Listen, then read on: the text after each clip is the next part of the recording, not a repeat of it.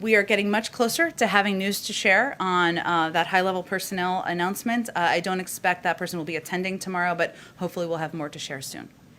Go ahead, Kristen. Thank you, Jen. Can you explain the rationale for why President Biden went against the advice of military commanders who recommended leaving 2,500 troops on the ground in Afghanistan? Well, I think that's an overcharacterization of every military leader, and I don't think they've all provided their point of view on what their advice is, and we'll keep that private. So you can certainly speak to individuals if you'd like, of course.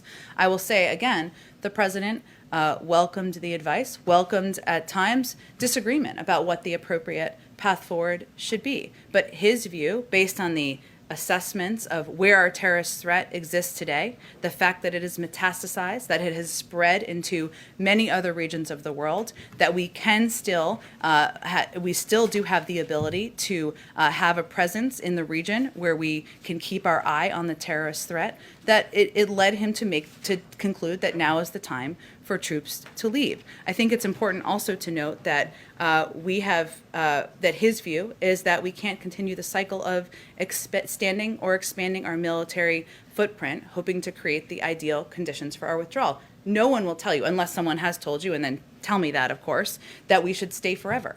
No military commander wants to stay forever. They insist that this is not, some insist this is not the time to leave, some opponents of his decision. But his view is that we've been having that argument. That argument has been made for 10 years, and it has not changed the outcome, has not made a military solution more appealing or more effective.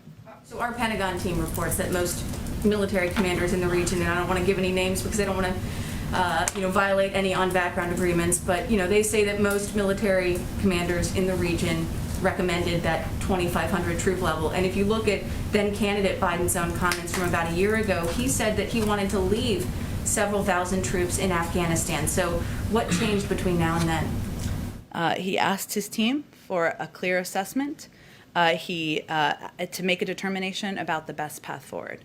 I will remind everyone that he has been someone who has long viewed he opposed the surge in Afghanistan. He has long viewed the presence, the military presence in Afghanistan as something that was not a constructive long-term solution.